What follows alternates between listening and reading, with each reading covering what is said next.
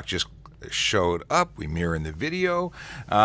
Q is a little under the weather. She's not going to join us on camera, but PC Brandon Caron, my partner here in the office, at least for another week, is going to be joining us. And yeah, we're rock and roll today, my friends. Rock and roll. So I'm waiting to see if all of our connections show up as they should. Very exciting. It's gonna be weird not having Q here. She's become part of the set. Posted a video that's going to be interesting to see how it does a little loop. I did a loop. It was pretty good. This is my second loop on TikTok. So excited about that. Yeah, what else is going on? It's Thursday, meaning it's almost Friday. We call this Friday Junior, because we're very positive, planning for the end of the week and the weekend ahead of us. So that's cool. To let everybody know, my name is Sean Shapiro. I'm a police constable with the Toronto Police Service here in Ontario, Canada. I go live on TikTok most days. I say most days because we're on a 4-day work week. I work either Monday to Thursday or Tuesday to Friday, and when we do that, we go live for at least an hour during the day. Now, we're not just on TikTok. We're also on Facebook, Twitter, YouTube, Twitch, and LinkedIn. So anywhere you want to be, we're there. If you would be so kind as to double tap your screen, it will show that you like what is going on our channel where we answer police and traffic questions. If you double tap that screen and show likes, it will tell everybody in the community on TikTok that we're doing something cool and that they should join in, because that's a thing. And I just got my Twitch notification, so we're live on Twitch. Cool. Let's see here. Nice. Stream manager's up. Everything's gone. So let's get into it. Let's see what's going on. We got Will, who says good morning. Good morning to you too, Will. Good to see you. Always a pleasure. Always good to have you here. Let's see here. Good morning from downtown Toronto. From is it Eman? Iman? I don't know how to pronounce your username. I'm probably making a mistake, but Bumblebee Jeep is in here. Good morning from North Bay. How's it going in North Bay? Let's see here. We got Higgs says, "Can I pull over?" What is this? Can I pull over to the shoulder for resting after a long drive? So that's considered parking. And if it's a shoulder, it's not intended for parking. You can get a ticket for that, actually. But you. If it's an emergency situation, you have no choice and you can't pull off the highway, better than getting into a collision. But it's not a safe place to hang out, even if you're resting. If you have to stop on the shoulder, I totally suggest leaving your seatbelt on. And that's a thing. I just let you know, anyone watching on the other platforms, that being YouTube, Facebook, Twitch, YouTube, Twitch, LinkedIn. Yeah, I think I got them up there. You can also ask questions. The live chat is active, so if you ask us questions there, you will be in our chat queue, and we can all see it. Good morning from Kitchener. Good morning, Kitchener. I haven't been to Kitchener in a while. Q says, "We Gucci. Godspeed, gentlemen." That's a sign of. Does that mean you believe in us, or are you really worried what will happen if you're not here? Canadian Nate wants to know what my favorite hot sauce is. At the moment, I'm really enjoying my friend's hot sauce that she makes, and I feel special because she changed the recipe because of my comments, and I now have a liter of it. I bought more. I have a liter of it at home now, which is awesome. But before that, my favorite was something called Legend, and I have not been able to find it. I can't remember the company that makes it even, and it came in a little birch box. It was a limited edition. It got hotter or less hot based on how much rain fell during the season. So that was pretty cool. I love hot sauce. Okay. And Q exercises her right to remain silent by yes, I know. You're not here and everything's going to fall apart. Okay. Stephen Bell with a good morning. Good morning to you, sir.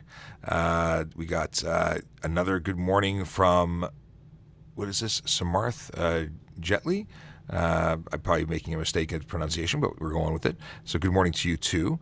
Do you still do traffic enforcement? That's a question from the chat. And no, I'm not currently doing any enforcement because I'm not on the road. I'm strictly in what we have our administrative platoon. I work in the traffic safety programs office, and I do a lot of social media and social media outreach, like I'm doing right here with you guys. And that's what I do mostly. I don't go on the road at all right now, at least not in an enforcement capacity. Let's see here. I have my G2 road test today. Any advice? I'm scared. Well, don't be scared. Scared is probably a bad way to set up. You want to be calm. Take a few moments. If you drink coffee, if you have a routine that relaxes you, do it. Even if you get a little cat nap before you go down there. You want to be fresh. You want to be fresh and calm. You got this. One tip though, when you go through the test, verbalize what you're doing. We do this when we're on camera. If I'm going to stop someone for a police stop to enforce the HTA or for any reason, I will verbalize what I'm doing and thinking and seeing for the camera. I'm wearing a microphone. Well, pretend that instructor or tester is listening to everything you say, and they may not notice what you're doing, but if you verbalize it, you have a really good chance of them paying attention or at least hearing what you're doing. Apparently I need some water. And the deal is, if you say, I'm checking my rearview mirror, I'm doing a shoulder check, I'm just scanning the intersection before I cross through, these are all good things. So they know what you're doing, even if they don't notice it because it's not as obvious. Let's see here. Oh, it's your second attempt. Okay, well, you know what? Your first attempt was just to get it out of the way. Now it's your second attempt. You're going to do great. Okay, I have faith in you. We all have faith in you. There's 150 people in the room that are all rooting for you. And by the way, for the 150 people in the room, my name is Sean. I'm a police constable who can't drink water right now and speak at the same time. So I'm a police constable with the Toronto Police Service here in Toronto, Canada, Ontario. In fact, that's the province we are in if you're elsewhere. We do this traffic and police question and answer period for an hour a day when I'm in the office. Okay. Are rims and tires allowed to stick out of the fender? No. You have to have a fender that covers your tire and or a mudguard to also, because you can't be shooting rooster tails everywhere. That would be an improper tire if you are, or improper fender, improper tire if you're not covering or if it's the wrong size for the what's it called, vehicle. So if you're going to do customizing, get a wide body kit to make sure you're covering it and protecting everybody else on the road. Can a paid duty officer issue a ticket? An off-duty officer technically can issue a ticket. We're police officers 24/7. There's no change in our authorities. So yes, they can. And I have issued a ticket because although it's not the focus of what I'm doing, when someone almost killed me on an intersection, I pulled them over and I issued them a ticket because we can do that. But our focus is when working a paid duty, the job at hand, what we're actually being paid to do. But it does happen, and sometimes it's a matter of pulling you over and having another officer come by and issue the ticket based on our information, whatever is safe and expedient based on what's going on. Why front and rear license plate on Ontario cars? Well, it's because of the rules. First and foremost, the law says you have to have them. We issue you two of them, or at least the MTO does, and you have to display both of them. Otherwise, it's a charge under the HTA, the Highway Traffic Act. Yes, that's what it's called. And why does that law say that? Well, it was reviewed a while ago. When the Ford government came in, they were discussing saving money. Saving money was a big topic. They looked into it, and yes, 50% less manufacturing cost if they only issue one plate. However, they asked the Ontario Association of Chiefs of Police, and they discussed safety. And is it safer to have two plates rather than one? Well, if you want to be able to identify vehicles coming and going, it is better. It is twice the opportunity to identify a vehicle. So they decided to keep it. Things like Amber Alert, when we're looking for children who are abducted, if there's a reason to find a stolen vehicle or a reason to find any vehicle for any reason, two plates makes it twice as likely that we will see it. So it's good. Can a cop pull me over for no reason? Well, no, they can't pull you over for no reason, but we do have some reasons that may not be based on your behavior. For instance, we can at any time stop a driver to check if they're licensed, to ensure that they're insured, and to check sobriety. So that's three reasons that you don't have to do anything wrong for us to pull you over in order to check those things. So it's not no reason. Those are reasons that we can pull you over for, even if it's not apparent to you. Let's see here. Do I have to change my color every time I get a wrap? Yes. Every time you change your vehicle's color significantly, you need to. So if you did a 50% change in color, you'd still need to change the color from one color to multicolor. If you don't, you could have multiple issues. A, you could be charged under the Highway Traffic Act. B, you could also have issues with your insurance company who could fail to, to insure you or cover you in the event of a collision because your information is not accurate. What level of tint? I need a bell or buzzer or something, because this is the question. This is the big question. We got what level of tint can I have on my windows? It happens every day. We get it. It's a good question. If you have a vehicle manufacturer 2016 or older, you're allowed to have the following. You can have up to 30% light blockage on the driver or passenger side window. You can have whatever you want on the back, and you can have nothing on the front windshield other than a 3-inch brow or tint strip across the top, 3 inches or to the PS1 line, whatever happens first. If you have a vehicle manufactured 2017 or newer, you cannot have anything, no tint strip on the front windshield. The back is the same. You can have 30% light blockage, 70% light has to get through, and you can go as dark as you want, limo tint on the back if you wish.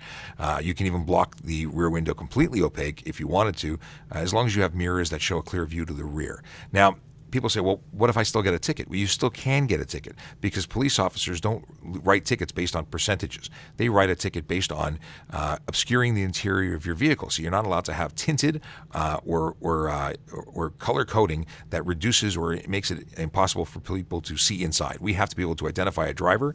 This is why the front compartment has to be viewable. So if it's 30%, but atmospheric conditions such as fog, night, darkness, what else? Rain, make it that we can't see inside, that's too dark, and you could still be liable. Well, people say, well, that doesn't make sense. If it's legal to register, it should be legal all the time. Not exactly. For instance, if you have non-functioning signals, can you still drive a car? Well, if you use hand signals during the day, you can, but at nighttime, they're not visible, so you couldn't drive at night without functioning signals. Hand signals wouldn't cut it if no one could see it. So, yeah, atmospheric conditions are a real thing. And I hope that answers your question and opened up a whole can of worms for other conversations. Okay. What if I fail my G and have no tests until after expired? So if you go into the drivetest.ca and look into this, there's a lot of details that it goes into. And I can't give you everything, but I can tell you that if you expiring now before December 31st, 2022, you're automatically extended until then, because of the pandemic extension covers G2 and G1 drivers that had an expiry that occurred March 2020 onward until December 31st, 2022. So you're good in that range. Beyond that range, then you have to discuss that with the MTO. There are some provisions that you wouldn't be able to drive because you can't renew a G2, but there are some things you can retest again for G2. You can and possibly reapply and pay again, and you have to do some waiting. But you need to check that out with the MTO. It's a little more complicated, and it's not something I can answer accurately from the tip of my tongue. I did do some reading about it recently. This is why I'm giving you basic information. It says here, does the police know before stopping you that you? But I don't know what the that you is. So there's a part 2 to this question coming soon. Why are so many stolen cars not recovered? Good question. I don't deal with stolen cars so much. I deal with people driving cars. But I can tell you that a lot of stolen cars are either chopped up or shipped overseas. So there's nothing to recover if they don't exist here anymore. But we're always looking for them. And we do find a lot of them, but I'm sure we don't get all of them. Okay. What do we got here? And just for the folks in the room, because we got a lot more than we started with, my name is Sean Shapiro. I'm a police officer with the Toronto Police Service in Toronto, Ontario, Canada. And we talk about police and traffic stuff, specifically to Ontario law. When we talk about criminal stuff, it's for Canada-wide. And things may be different in your jurisdiction. So if you've got questions, please let us know. And hey, disclaim that this is not U.S. laws. This is not U.S. laws, yes. You beat me to it, Harley.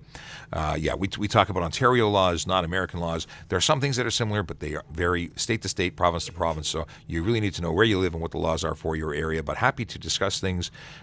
Very often we either know what's going on there or we can speak to it, at least how it affects us and how when you visit us, you'd be affected. Can I check Google Maps on my phone while I stop? If you are talking about parking legally, yes. If you're talking about stopped at a red light or illegally parked, no. You cannot touch your phone and utilize it unless you are legally parked. And that doesn't mean in park gear. It means that you are actually like in a legal parking spot that you could leave your car and go and come back. So if you touch your vehicle, if you touch your phone, other than simply answering a call or hanging up on a call, you are using your phone and you're eligible for a ticket. The ticket for that charge the dollar amount, the amount payable is $615. It comes with 3 demerit points on your first conviction, And is it 3? Did I make that up? Is it still 3? I think it is still 3 demerit points and a 3-day suspension. So that's no bueno. What is the legal tint in Ontario? We just covered that a few minutes ago, so I'm assuming you already caught this. If you didn't hear, you weren't in the room when that came up, just ask me again, but I'm assuming it was already covered and you were here for it. Do you recommend dash cameras? Wholeheartedly. The best evidence you can get is independent, non-biased video evidence of whatever happened. Front and back dash cams are amazing. Front is better than only one side, and whichever way you cut it, something's better than nothing. But 100%, you don't want to have to rely on a witness because very often they don't hang around, and you want to get that evidence to help you. Sometimes it doesn't help you, but generally speaking, it's going to be the best evidence you can provide. Can you own a car with a G1? The answer is yes. Because you don't have to have a license to own a license. You can get an owner number. Can you insure a vehicle as a G1 driver? No, you can't. You can't, but owning one you can. You might be able to insure it for fire and theft, but I don't believe you can insure it for the road. At least not you as a driver. Have I ever been offered cash not to write a ticket? Have I ever been bribed? No, because I would have arrested that person had it happened. I've not arrested anybody for bribery, so I can tell you that I've never been offered cash. I've had a lot of people say, please don't write me a ticket, or I don't want the ticket, and nobody wants a ticket, but they still get tickets. How much over the speed limit would you pull over for? Depends on the speed limit of the environment. If someone's doing 2 kilometers over, that's not worth my time.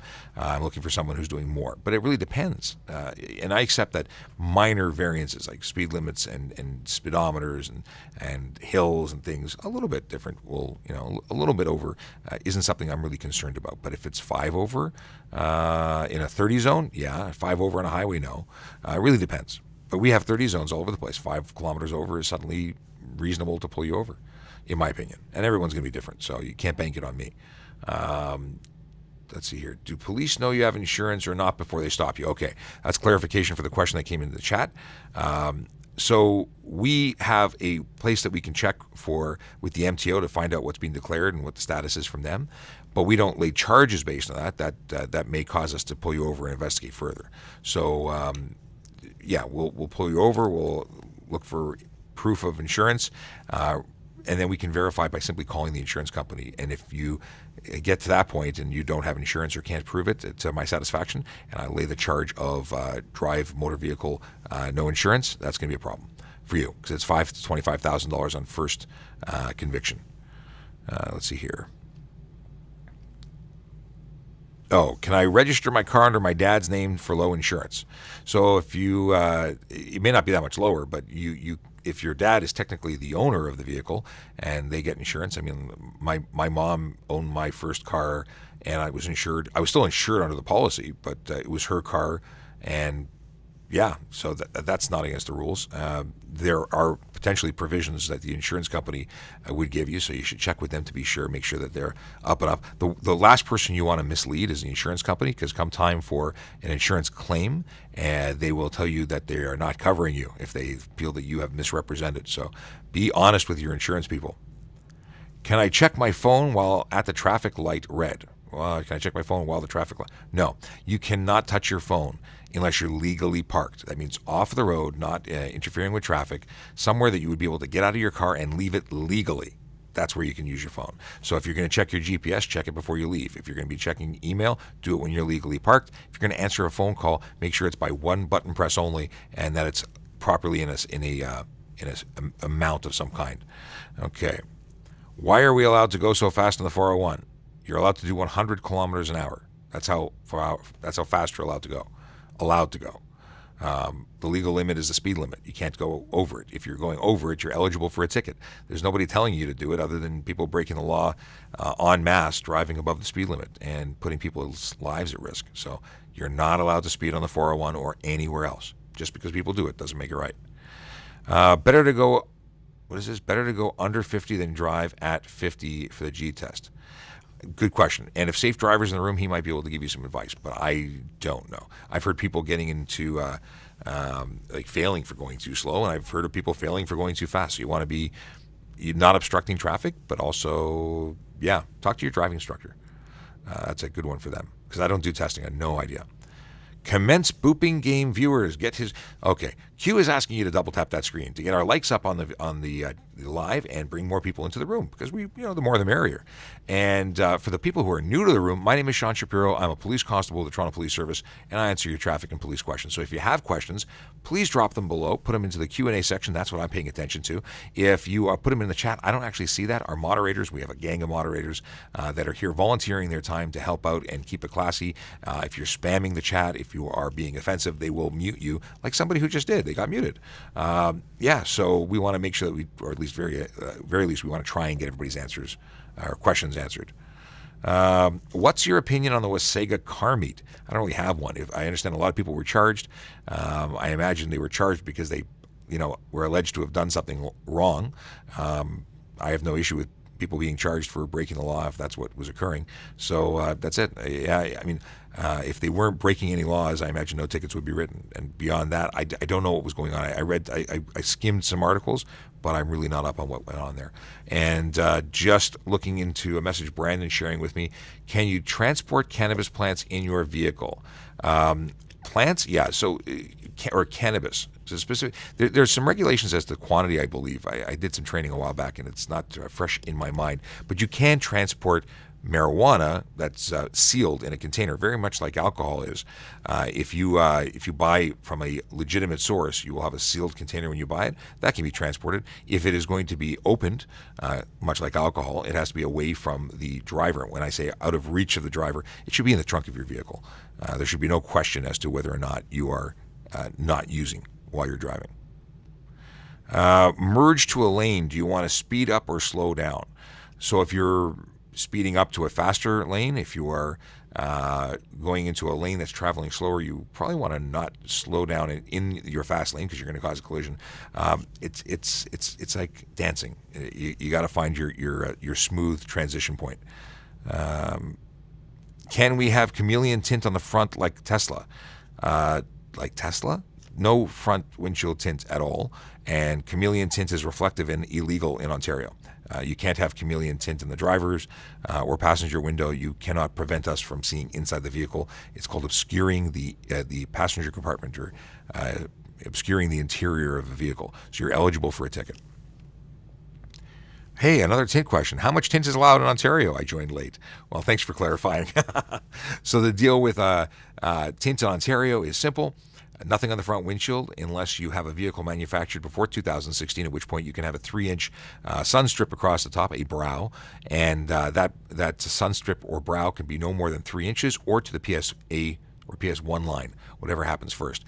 To the driver and front passenger window, that's the windows directly left and right of the driver, those can be, for the purposes of safety, like safety registration, no more than 30% light blockage, 70% light has to come through, and the back windows can be as dark as you like. That being said, that doesn't mean that you won't get a ticket if atmospheric conditions create a situation where we can't see inside the vehicle. You're not allowed to obscure the interior of the vehicle. So if you have dark tint that just makes it for legal, but it obscures it and at night you can't see inside, that's too dark. Okay. Is there a reason we can't have tint? I just covered that. We have to be able to identify a driver, both for officer safety and for identifying persons involved in collisions and just in general. So if you're driving around on the road, someone has to be able to be looking and say, I saw a male, a female, a person with long hair, short hair. Like there has to be the ability of creating a description. You can't hide. Okay. How long do you have to change your driver's license after relocating from the States? So if you're moving into Ontario from out of the country, I believe you have 60 days. Does that sound right, Brandon? 60 days? 30 days, I think, is interprovincial. I think out of the country is 60 days. And then if you're just moving within the province, you have 6 days to update your address. Brandon's just double checking, but I think it's 60 and 30, depending if you're local or international. Lost ownership and has a photo in my phone. Is that valid? No, it's not. Ownership documents can only be the original or a photocopy of both sides. A true copy has to be on paper, can't be electronic. Laws have not been updated to accept it. Now, the only thing that can be provided electronically right now is an insurance document. That's it. And I see Tassos in the room. Hey, Tassos, how's it going? He's the insurance guru, our insurance guru, one of our moderators, a magical man from Happy Land. And just looking over at the tube of you, Big Jeff Fresh is in the house with Angela. And let's see here. Big Jeff Fresh Jeff says we should remake the tint video and pin it on the TikTok so it's always on top. That's not a bad idea, actually. I may just do that after we go offline. So back to the ownership question. Yeah, ownership, no. Insurance, yes. Driver's license must be the actual card. How long after LASIK do you have to update? It's a good question. When I had LASIK many years ago, and I now wear glasses again because I'm getting old. I right after my test, I think a week later, I got an eye test that said I was good. After the surgery was done, I went in and did another eye test, and I no longer required glasses for driving. When is electronic license going to be a thing? Good question. It might come in by the end of the year. We don't know. There's talk about an Ontario ID card that's coming.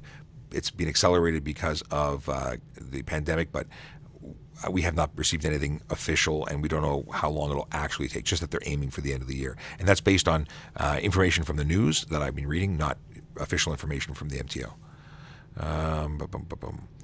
Are we not allowed stickers that show performance? I'm not aware of anything that says you can't have a sticker on your car, as long as it doesn't obstruct the view of the driver. If it's an obstructive, in a place where it obstructs the view, that's a problem. If you just like, putting manufacturers advertising on your car and not getting paid for it, then you're welcome to do it legally. I'm not aware of anything that would prevent you from putting advertising. Well, let me rephrase. Insurance may have an issue with you advertising.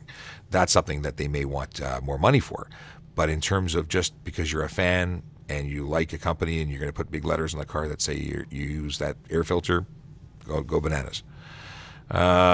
In an accident, if the other driver refuses to give insurance, call the police, because they have to provide. It's one of the things you're obligated to do. So if you get into a collision and they don't provide you, as required by law, license, ownership, and insurance for exchanging information, call the police, because if they refuse, we have to come and attend the collision and then deal with that, because they may be in a situation where they don't have insurance. So we need to investigate that. So don't be quick to say goodbye. Get as much information as you can. I suggest taking photos of that information for your records. Also take photos of all damage if you're involved in a collision. That's really important, because very often people will leave the collision scene and then suddenly more damage occurs. And you don't want that. You want to have a record of what's going on. Okay. Boom. Okay, we got some questions that came up here. Okay. Brandon wasn't able to find the 30 and 60-day information. He found something about 15 days, but I don't believe that's accurate. That must be something else. So if you throw that question about how long when you move into the Q&A, how's it going? Hey, I didn't even recognize you. I have a friend. I have a very good friend who just walked into the office, and you want to answer some questions? You want to be on TikTok? I can be on TikTok. You can be on TikTok. Possible? You're on YouTube, Twitter, LinkedIn, Twitch, and Facebook on this camera, and on this camera you are on Twitter. So that's let me get out of the way. That's PC Kevin Dearden. And I should put my mask on, because now we're closer than we were before. But how are you doing? The 6 foot zone. Oh, it's an elbow now. We're doing elbow. Well, I can't do anything on TikTok and whatever else. Yeah, there you go. No hugs. We're not allowed to hug. Otherwise, I would totally hug him. He's an amazing guy. So how's it going? Life is fantastic. It's good seeing you. Look great. It's good to see you. So we're answering questions, and actually, maybe you know this answer. Do you know how many days after you move from the United States to Canada to transfer your license and ownership over? I do not. Yeah, we got another. Sorry. I thought it was 60 days. I think it was interprovincially. It was 30 days. Brandon found something that said 15 days. So we're going to come back to it later. We're going to get the official information and get back to everybody. We were just talking about collisions and reporting at a collision reporting center. It just so happens. It just so happens that Kevin. This is what I do. Yeah. So I could be your guy. That's right. Well, the question had come up saying, if you are involved in a collision and someone refuses to provide their insurance information, what to do? And I say call police. But that's one of those situations, because you would normally go to a collision reporting center after that. My exposure really doesn't like the mask. There we go. Okay. I'll step back, and now I'm 6 feet away. Okay, you're 6 feet away. Okay. 6 feet away? I think so. Fair enough? Okay. So yes. So if the person refuses to exchange information, what you'd want to do is, because failing to exchange information is a fail to remain. Okay? So what you want to do is you want to capture as much information as possible, their license plate. If you have a phone, which most of us do today, take a picture of the phone and the person behind the wheel. So that way you can put the driver behind the wheel at the time. Come to the collision reporting center, there's 2 of them. Our Monday to Friday hours are from 9 a.m. to 9 p.m. and our weekend hours is from 11 in the morning till 7 p.m. And we have 2 locations, one at 113 Victoria Drive. Oops. And the other, sorry, I got to get myself centered. And the other location is at 39 Howden Road. So They both you have some maintain the options. Same hours. Yes, you have 2 options, one in the east, one in the north or northwest. And at that point, that's failed to remain. So we'll come in, and I used to be the failed to remain coordinator. So I actually know the flow of this is going to happen. So you'll come in, you do the report.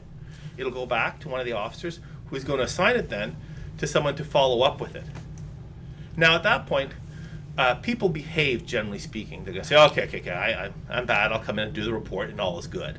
If they don't, then there's a possibility of facing charges, you see, for failing to exchange information. Because that actually is one thing you must do at a collision, is exchange information. Failing to do so is a chargeable offense. See, there you go. So you got it from the master of fail to remain in collision investigation. So kind to me. You're so kind. Well, awesome. So are you here for a while? Or are you going to be? We're on for 30 more minutes. And then we're free. I'm supposedly on the clock, but you know what? I'm your guy. Okay. So I'll be here for a while then. Okay, sounds good. Here's a question. Can the police issue a ticket on private property? And recently, so it was originally no for Highway Traffic Act. We still arrested people for dangerous driving, impaired driving, things like that. But for Highway Traffic Act offenses, up until September 12th, we couldn't. September 12th, the law changed. And now stunt driving offenses are now, can be laid on private property. So if you're doing burnouts, wheelies, drifting, those kind of things, creating stunt driving category offenses, those can be charged on private property. What about a criminal charge, like impaired? That's totally private property. That's anywhere. Yeah. That's So anywhere. we've always been able to do impaired driving charges. That's a criminal offense. It's anywhere in Canada, private property or not. And dangerous driving, which is a higher threshold than simple, careless or stunt. So when you're putting people's lives at risk, dangerous driving is appropriate. And some of that driving that we saw in videos on social media on private property that would be covered under stunt, well, it also could be covered under dangerous very easily. People standing around while people are drifting, that's incredibly dangerous. So good question. Thanks for asking it. Is TPS doing a food drive this holiday season? I don't know. I imagine we are. We always do good things for the community. So I imagine that's something we're going to do. I have to look into it. Will, thanks for asking the question. That's a repeat there.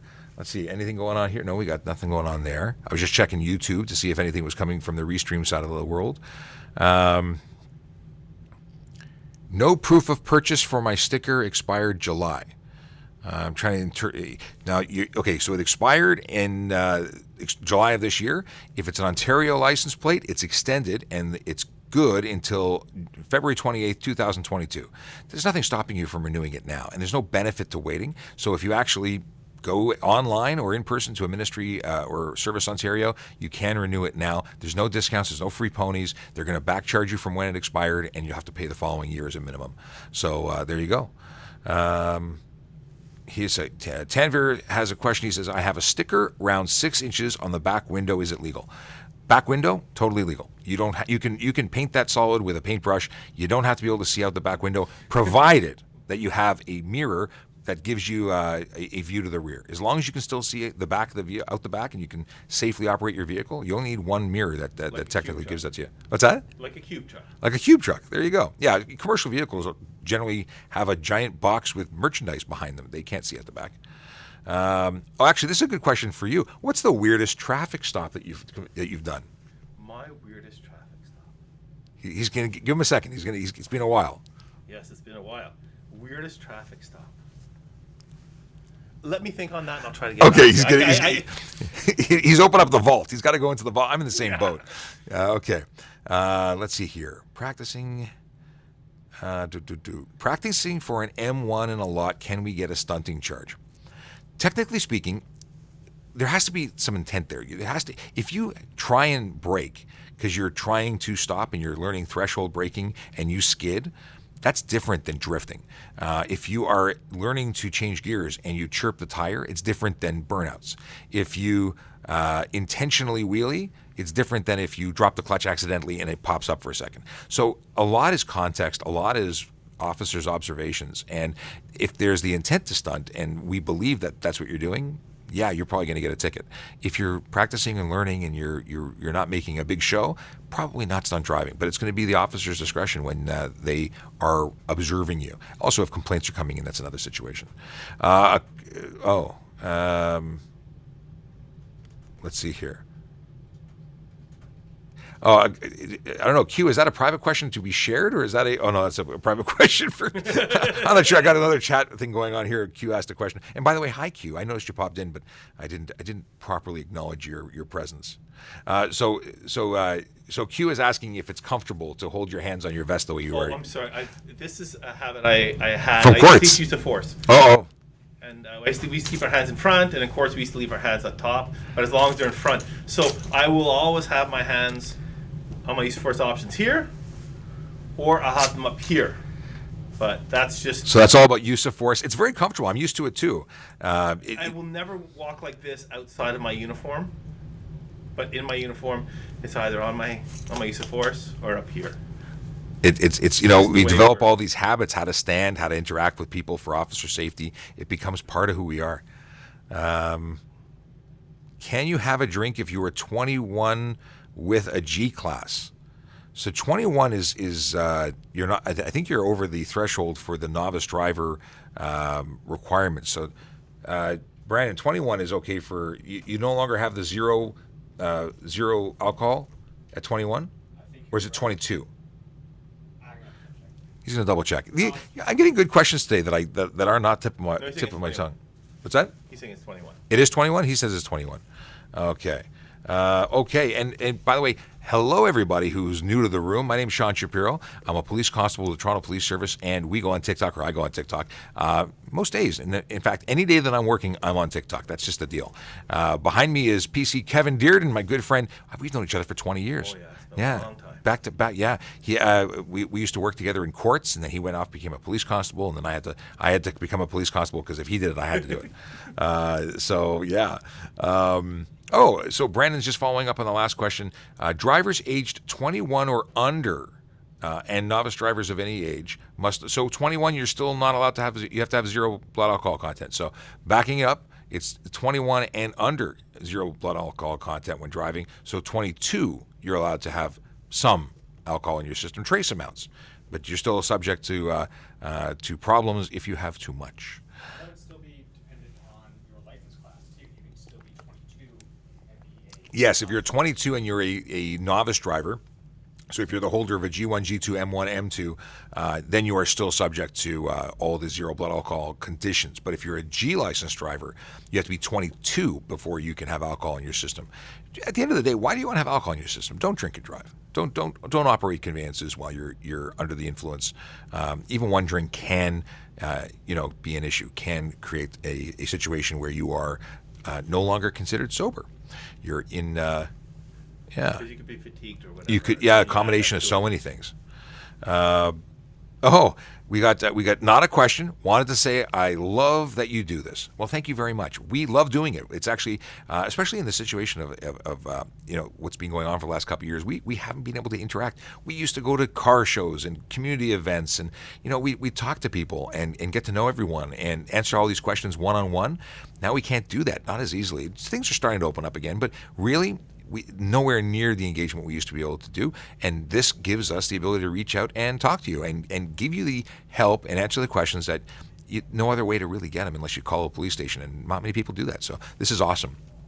And once again, 400 people in the room. It's amazing. Who would have ever thought that policing on TikTok and talking about tint and mufflers and collisions would be a thing? But we have nearly 182,000. We're approaching 182,000 followers. Thank you very much for everyone who's following us. And if you don't already follow us, please follow us. It'll get notified when we go live and drop new content, and that happens a lot. So if you want to stay in the know, and we announce all new laws and everything for education, and that's what we're all about. We want to teach everybody everything that we can about safety and things that are otherwise unknown. Like you could get a ticket for something you had no idea was a ticketable offense, and not because you're a bad driver, but because things change. Maybe it's a lesser known part of the law. It's still illegal. You still ought to have known. You're still responsible. So we're going to try and save you money by keeping you in the know. So if you make a decision to break the law, that's your decision, but you're not doing it by accident. So there you go. let's see here. Talks about removing an AZ renewal test. I'm not aware of anything about the AZ renewal test, any changes to their process. Here's a great question. Do cops have quotas or monthly for tickets? Do cops have quotas monthly for tickets? No. We have performance expectations. In other words, we are expected to perform if we go to work. If we do nothing, someone's going to be asking questions like, you were out for 10 hours today. What did you do? Coffee? I got to be able to justify my existence. So if I am doing collision reports, that's great. If I'm going to 911 calls for helping people, that's great. I can articulate what I was doing. I made memo book notes. They know where I was. If I don't have any of that, I better have something else showing I was working. And the truth be told, if I go outside and stand on a street corner for 10 minutes, I could write 10 tickets. There's just so many violations taking place. And what are we doing it for? What is the motivation? Is it to make money for the city? There's like a ridiculous, if you Google this, there's like $11 million outstanding, or maybe it's more, a ridiculous amount of money owed to the service or to the city for unpaid fines. People are, before courts, or they just never pay them. The truth is, we do this to correct bad behavior that leads to serious injury and death on our roadways. And those are behaviors like speeding. That's a major one. Aggressive driving, distracted driving, impaired driving. That's what we're focused on. Little stuff tends to get lost in the mix because we're looking for the stuff that hurts people, but there's other offenses to write too. So if we really want to start nitpicking, we could go, and I bet you every car out there's got a violation, but we're not focusing on little things. If you're driving safely, the other things might not be the focus of our attention. We are, however, focused on keeping people safe. Pedestrians and vulnerable road users, all the people that are out there sharing the road, and traffic safety, it's a shared responsibility. And let me get back to questions because I'm sure people are loving everything that I said as 100 people left the room. Brandon just came back with some stats. Failure to pay $1.3 billion in fines dating back decades owed to the provinces and territories. That's Canada-wide, though. There was a specific, either Toronto or Ontario thing. I think it was Toronto specifically. Huge dollars. But 1.3 billion Canada-wide is still ridiculous.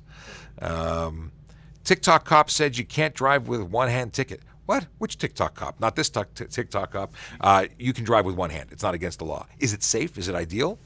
No, but if you have a stick shift, you may have to take your hand off. Yeah. You may have to shift gears in a standard transmission automobile or truck. Yeah, it's not against the law to drive with one hand. No hands is a different situation. That's careless driving, possibly dangerous driving, especially if it leads to a collision. Yeah, you can't drive with your knees. That I think that's probably a ticket somewhere. That's no good. Let's see here. 5-year limit for you to get a license extended. If you have a G1 or G2, the learning period is 5 years. If it expired from March 2020 onward, up until actually December 31st, 2022, you're covered in that window. So anything that expires March 2020 or later is now extended until the 31st of December 2022. So that could have been much longer than 5 years. It could have been 7 years for some people, depending on when you expired. Okay. Can you park overnight at an abandoned building? Technically speaking, that's private property. And abandoned buildings don't mean that it's not owned by somebody. It may just be unoccupied. And there may be signage saying you can't, and someone could complain. So it depends. Depends on what it is. Generally speaking, it's private property, and without permission, you shouldn't be there. Not on an insurance policy can I still drive a car? What's the deal with insurance policies and driving? You want this one, or you want me to take it? My understanding is that you can. So, for example, I have a car, and Sean comes over, and I'm not feeling well, and I said, Sean, could you go and pick something up for me? Here's my keys. I've given him consent. He can take my car. He go pick it up and he come back. As long as he's licensed to drive, like I can't. Yeah. Yeah. So he's my buddy. I give him the keys. He can take my car, come back. That's okay. Yes. He borrowed my car. The only condition would be if you have on your policy a stipulation that someone under a certain age can't operate your car, or a specific person is excluded from your policy, or if you are living with somebody who's a licensed driver and you don't want to pay the policy extension to have them on there. If they live with you, there might be an extension. Now, it's not a legal thing. It's not the police are going to give you a ticket if there's a violation. However, it may it may be a situation where your insurance company, in the event of a collision, would deny a claim. And apparently, there's a lot of chat happening. A lot of spam happening in the chat. Please, folks, please stop spamming. We have moderators who are trying to keep it classy, trying to keep it clean. If you're repeatedly asking the same question, what's going to happen is you're going to get muted. I know it makes it very difficult for folks who want to be able to be heard or seen. And what happens is they leave the chat. So you're really not helping us, and you're not helping yourself, because if you're spamming, we're not going to respond to you. But I understand everyone wants to be heard, and we're trying to get through everything as we can. 4chan Love says, since 2011, TPS has owed over $27 million in Provincial Offences Act violation. That's a lot of money. That's just Toronto. Holy moly. Okay. How much was it? What was the number? $27 million. $27 million outstanding. Now, It's 550. and Brandon has an article that says residents who collectively owe the city of Toronto a whopping $552 million. And that was as of the end of January, according to BlogTO. So there's a whole bunch of different numbers. In any case, we're not making a lot of money if we are owed $552 million unpaid. That's some pretty wild stuff. Yeah, the motivation is to keep people safe, not to make money. I think court is a losing proposition financially. However, if we're preventing people from or reducing injury and death on our roads, we're winning. Maybe not financially, but we're winning in the long run. What path did you get into policing? Is it cut off? I got cut off. I don't know what the rest of the question is. For me, I joined as a court officer. Actually, I joined as an auxiliary officer. I had so much fun as a volunteer. I became a court officer. I got to work with that guy, and then a number of years later, after becoming a supervisor in courts, I then became a police officer, and I get to work with that guy again. Isn't this great? It is amazing. You want to come in here permanently? We can just hang out all day. It's great. That would be great. Coffee. So, how did you get into policing? Myself, I actually moved here from Montreal, and when I moved here, I was playing rugby, and I was a first division player, and the Toronto Police had a rugby team, and they were allowed 2 guests. So they were a 4th division team, so they scooped me up, and I was playing with them, and at the end of the year, they said, would I want to become a cop? And my wife didn't want me on the compressed work week, so I said, no, I'll go to courts. So I went to courts, then I went from there, I went to teaching use of force, did that for 3 years, and then I became a cop. So there you go. I said, it's cool. Yeah, you may not be able to see it, but this man has some of the biggest hands you'll ever see. he's just, there's lots of stories for another day. Okay. Let's see here. Okay.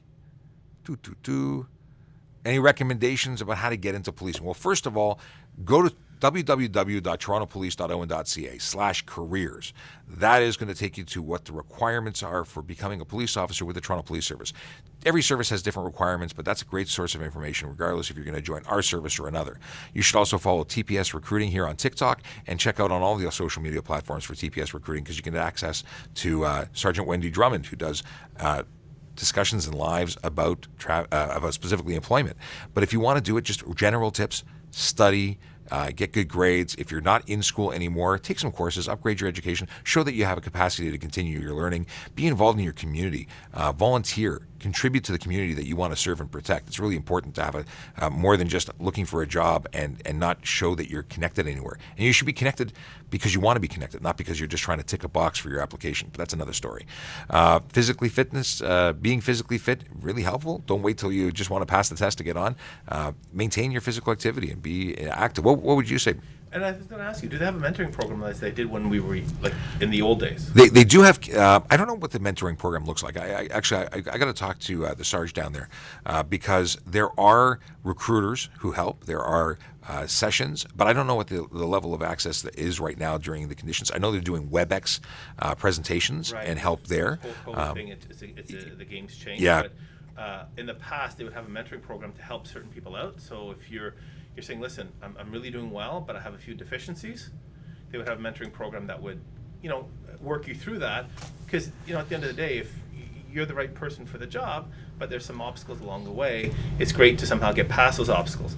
But I don't know today. I'm dating myself back. They've got great people who, if you have questions, they'll point you in the right direction at very least. So definitely check out www.torontopolice.owen.ca/careers. Check it out. There's civilian opportunities, auxiliary opportunities, and of course, uniform police opportunities as well. A question from Sixers is, if G expires, can you renew it online? And the answer is depends. If you don't require a photo and you require a new photo every 10 years. So if you're on that last time you got a photo, this time is just a regular renewal, then yes. If you're under the age of 80, then yes. If you're over 80, you have to go in person. I wonder how many people on TikTok are over 80. But, you know, that's just the thing. Are 4 and 6 point harnesses street legal in Ontario? No, they're not. You cannot replace the OEM license seatbelt assembly. If you had to wear, if you wanted to wear a harness, you still have to wear the other seatbelt on top of it. Otherwise, it's an improper seatbelt assembly. You can't modify these things. It's part of the manufacturer's setup. Now, people say, but it's safer. Well, it's not safer.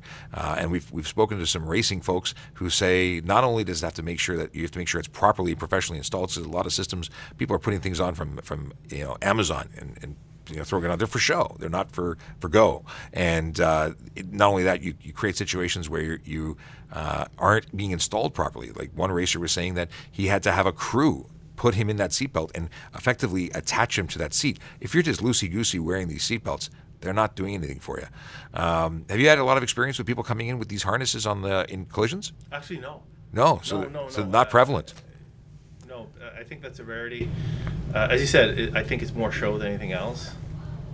I know that for cars prepped for the racetrack, a lot of people put them in. But again, on the racetrack, they might be legit, but they're not covered under the Highway Traffic Act as acceptable. Do I need a muffler on a turbo car? You need a muffler if your car was manufactured with a muffler. Period.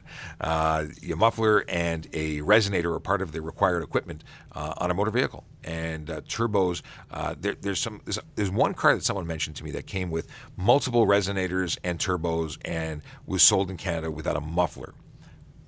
But yeah, that's a unique experience, and it would have to be on a case by case. But it's not something that you can say, I'm going to take my mufflers off. I'm going to add 6 resonators and a turbo and be good. No, you're going to be in a proper situation, and you're probably going to be pulled off the road. It's not good. And noise is a huge thing. There's separate charges for noise, regardless of what equipment you have. In fact, noise charges can be laid if you're just being loud on your stereo or your horn. Let's see here. Is it legal to call 911 when driving? Actually, yes, it is. You don't need Bluetooth or a mount. If you have an emergency, you call 911, and you're calling us as a record of the call to us. No one's going to give you a ticket for that. It's a specific exclusion. You're permitted to do it.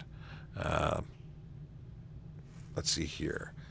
No hands. Oh, Brandon says no hands are required when driving a Tesla. Or that's a question. Are no hands required when driving a Tesla? If you have autopilot and you are driving a Tesla, the Tesla will remind you that you have to touch the steering wheel every once in a while. And if you don't, it'll actually turn off autopilot. You'll have to regain control of the vehicle. But you are supervising there and actively required to monitor it. So yeah, no hands on wheel while on autopilot. That's actually permissible. Let's see here. I have a Journey 2014. Could I tint the windows to 35%? No. 30% is the maximum period. And again, even at 30%, if it's at night and we can't see in, you can still receive a ticket for obscuring the interior of your vehicle with color or reflective coating. Let's see here. Would you personally give a ticket for someone 10 kilometers over? Depends. 10 kilometers over in a 100 zone? Probably not. Probably waiting for the guy going 20 over.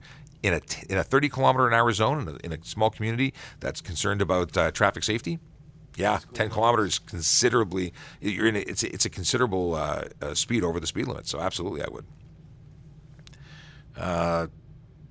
What is this? Can firefighters in Canada have lights and sirens on their car? Personal car? No. Only police and fire vehicles can have those lights. In fact, even when we have police officers who have take-home cars, there's certain ranks get take-home cars. They have the lights because it's a police-owned vehicle. It's not a personal vehicle with a light on the dash. There's very strictly regulated as to who can have what. Volunteer firefighters in Ontario can have green flashing lights. They're not something that forces you by law to pull over for them. It's a courtesy. Hey, that person's trying to save a life or a house from burning down. Get out of their way. But it's not regular. There's no ticket for not pulling over for a volunteer firefighter. You're just not a nice person. You're not courteous. does someone from the USA need a Ontario license? Not if you're driving through. If you're driving through, you're visiting us. You can, as a visitor, you can operate vehicles here, rent vehicles with your American driver's license. If you move here, yeah, you need. Once you're a resident, you have to get a license, and it's 60 days if you are moving here from the States. It is 30 days if you're intraprovincial moving here. We confirmed that earlier. Q did found the article. Let's scroll back there. She sent it on screen. Yeah, when you move to Ontario, you can use a valid license from another province, state, or country. Oh, no, 60 days. Oh, so 60 days regardless of intraprovincial or America. Okay, there you go. Looking for something we haven't talked about. Do I have to yield to tow trucks with no light on? Very specific, the slow down, move over is for vehicles with active flashing lights working on the side of the road. Is it a good idea if they're pulled over to get out of their way? Sure, because they're working there and maybe they forgot to light the switch up and you don't want to kill anybody, and that's what we're trying to do is keep people safe. So, but if they're driving around, you don't have to yield to a tow truck. There's no obligation there. They're not emergency vehicles. But for the purposes of slow down, pull over, or slow down, move over, I should say, if they're working, if they have the lights on, you need to give them the room to move, whether police, fire, ambulance, or tow truck. Let's see here. Remove a expired sticker before a new one is added. You don't have to. You can put a sticker over a sticker. Is it a better idea to remove the old to put the new? I think so. It makes it harder for someone to peel and steal your sticker, because that's the thing. People peel them and steal them. They'll look for similar license plate things, so they try and get away with something. Some people suggest razor blading their sticker so that if they try and peel it up, it comes off in 100 pieces and they can't be reused. If you do that when you have 16 stickers underneath and it's an inch thick, that makes it easy to steal. So don't do that. I did a video about this not too long ago. Well, maybe it was a long time ago. I don't know. Are engine mods that make your car faster legal? Yes, there's the things that change the exhaust, like if you have a valve, a pressure release in a turbo that does not go through the exhaust system and just open air, it becomes a Environmental Protection Act violation. So certain things you can't do, and usually the cheap over-the-counter things that you can't do. Expensive mods tend to be more legal than inexpensive mods, oddly enough. Do you have time to produce a license if not on you? Actually, my daughter got a ticket, and she was down the street from our house, and she got pulled over. And at the time of operating the vehicle, she did not have her driver's license with her. She came from work, and she was at the pool, and with her she had all the documents minus her driver's license. So I drove over, and I gave her her driver's license. And yes, she still received a ticket. So the deal is that while operating. Yeah, you need to have it on you and be able to provide it upon demand. Upon demand means right now, not 10 minutes from now, not an hour from now, not back at the station 2 days later. 100 years ago or 25 years ago even, things like that could be, show up within 24 hours and we'll take it. It doesn't happen anymore. You don't provide it then and there, you can receive a ticket. And people say, well, what about a picture? I got a picture on my phone. Doesn't meet the grade. You got to have the actual photo card, I should say. For your ownership, it has to be an original, a valid original, or a true copy, which is front and back copy of a validated current original. So, the copy has to be of a validated original. And you can now, under new law, have an electronic copy or proof of insurance. That's not a photo of your pink card. That is a electronic documents provided by your insurance company or through an app through your insurance company. But those are the options. Okay. What are all the red Ontario license plates for? Those are diplomatic. Red plates are diplomatic plates. So that vehicle is registered to an embassy, and the person, I would assume the person driving it has diplomatic immunity, or is a diplomat working for representing another country. So that identifies that vehicle as such. Is there a lift limit for Jeeps on the road? My understanding is under recent changes to the law in the last 5 years, 3 inches, I believe, is the maximum lift you can perform on a vehicle, and it has to be an approved lift kit to be illegal, from my understanding. Anything that you do beyond that, it won't pass safety, which means you can't transfer vehicle ownership, you can't get it safety. Firefighter says, not a firefighter asked, stated, thanks for answering my questions, very helpful. You're very welcome, anytime. That's what we're here for. We love the fact that we can answer these questions. Let's see. Are there modifications? Can you arrest someone in the States? As a police officer in Ontario, I am only a police officer in the province of Ontario. If I head over to a neighboring province, I am no longer a police officer. I don't have the extended rights and privileges of that title. However, I'm still able to arrest people as a citizen. Now, in the States, I'm not familiar with their laws, and I would not want to go there in terms of trying to arrest somebody as an unarmed civilian visiting in Florida or wherever. I'm probably not going to effect an arrest. How about you? You want to arrest anybody when you go visiting on vacation? No. No. Definitely not. There are situations where we're doing something and we're actually working in the States. And if we're going as a police officer in the States, we're transporting a prisoner, we're part of an investigation. There are situations where we could be, given permission to carry our firearms and giving permission to have extended powers. And I don't know the details. It's never happened to me, but I know that it can happen, and you can be I had a extended. friend who actually, when I taught use of force, he went to a G7 or G10, whatever it was, out west, and when he was there, he got sworn in. So he was temporarily sworn in by their local. It was temporary. I think once you're sworn in, you're sworn in. Oh yeah, or was it maybe under the RCMP they did the swearing in? I know that there's certain things. But so he is he's an officer in Ontario, but he's also one in one of the western provinces, technically. So he got sworn in. Very cool. So now he's So it's a one-stop fancy. deal. But I'm not going to get that luxury because I'm not going out there for some purpose that they want, right? But yeah, if there's a need, and there's as long as it's all done on the up and up, if there's provisions, they can do anything. They can give us capes. We don't need capes. We're superheroes anyway. How long have you been on the force? So I've been a member of the Toronto Police since 2000. So what is that? 21, soon to be 22 years. How about you? How long have you been on? 98. Since 98. So you got a couple years on me. Yeah. Can you believe that we're actually winding down towards retirement? That's actually a potential thing? It's potential. Potential, like Potential. maybe like 10 years? Maybe. How many? Maybe. Oh, I'm eligible in 2. 2! I'm eligible in 2. Oh my goodness. But like most officers, I like what I do, so I'm probably not going to retire for quite a long time. Yeah, As long as I'm happy where I'm at, and I feel that there's purpose to it, I'm purpose driven. There you go. I'll be there. Awesome. Let's see here. We're getting on that time, 10 o'clock. We're at our hour. If you don't already follow us, please do. If you have questions, we're not going to get to many more right now. We're going to do a couple extra. But if you want questions that we don't get to, and either come back tomorrow, because we will be on between 9 and 10 tomorrow morning, and drop them in the Q&A. We get to them. We make video responses. Drop comments on our videos. We love that. Not only does it help the algorithm suggest that you actually like what you're watching, but we do answer them. We do. We can't get to everything, but we do try and get to as many as possible.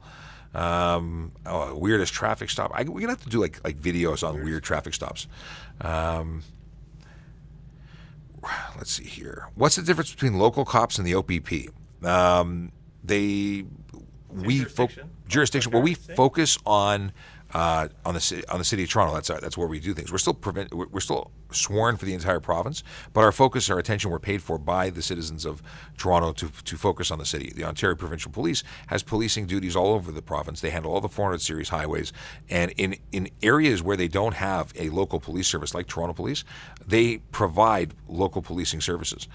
Just like the RCMP in some provinces do local policing. They do municipal police activity. So it's very cool. And yeah, what else is the difference? They have a blue stripe instead of a red stripe. That's a thing. And they used to have cooler hats. They used to have Stetsons. They were very cool. That was I have a Stetson. I managed to possibly be gifted a Stetson from the OPP. See, I can't tan, so I was very envious of that hat. Okay, it's a very. I'll bring it in so you can try it on. It's for a very small head. It'll look ridiculous on us. No, I don't know what child wore the hat that I was given. Did you like the show called Flashpoint? Did you ever see the show Flashpoint? Actually, I did not. What? I'm sorry. No. My bad. Okay. It was okay. One person in Toronto. No, it was a cool show. It was filmed in Toronto. It was very Canadian, but it was very good. Can a cyclist ride in the middle of the lane? It's their lane. Their vehicle occupying the lane. But Not 2 lanes, straddling lanes, but the lane is their vehicle occupying their lane. So there's been some discussion. We were talking about on the Jerry Agar show yesterday on News Talk 1010, and generally speaking, if they're obstructing traffic and they're not able to maintain the flow of traffic, they should really move over to the right-hand side, and they could be charged for it. But it's very interesting because it says they have to pull over to the right, but if it's for safety, like there's obstructions or issues or uneven pavement, anything that they can justify as safety, then they can have the whole lane. If it's a multi-lane situation, you can go around them. That's really not a problem. They can pretty much have the lane. But if it's a one-lane situation and you have 500 cars trying to get past the one cyclist, they really should move to the right, and they could be charged for not doing so. And when you pass them, you must give them at least a meter of clearance. It's a 1 meter rule. So it's a complicated situation because we want to keep our cyclists, our vulnerable road users safe. And fortunately, in the city of Toronto, we have many, many, many bicycle lanes. So there's safe spaces that they can spend time in instead of being in the lane, competing with traffic for safety. But middle of the lane, probably not advisable, but can be done. Folks, it has been a blast. We're just over the hour, and I have got to do a whole bunch of things that are waiting for me. And so I'm going to say goodbye, but I will see you tomorrow, 9 a.m., and we'll post some other stuff, and we'll see you in the comments. And talk to you soon. Okay, we're shutting this one down by TikTok. We're still on YouTube, 54321, something or other. Okay, and to everybody here, I haven't looked over. Oh, Mike Gregory, I totally missed your question. If you're still here, and I hope you are, tint laws, do they apply to tourists? No. If you're visiting and you come by, we're not going to give you a ticket for something that is regulated based on provincial equipment regulations. They adhere or apply to cars that are registered in the province of Ontario. So there you go. Angela wanted me to drink some water. I think I got some water during that whole thing, and that's it. Let's see here. 10 a.m. I got my 2 minute. I'm just scrolling back. What did I miss? Okay, we had 5,089 people in our live. That was amazing. That was over the period of time. Yeah, that was pretty awesome. What was our max? Max in the room was 437 at any given time. That was pretty cool. Yeah, that's amazing. We're having a lot of fun here on TikTok and all the social media platforms. Tune back in tomorrow because we're doing it again then. And if we don't see you then, we will see you soon. Take care.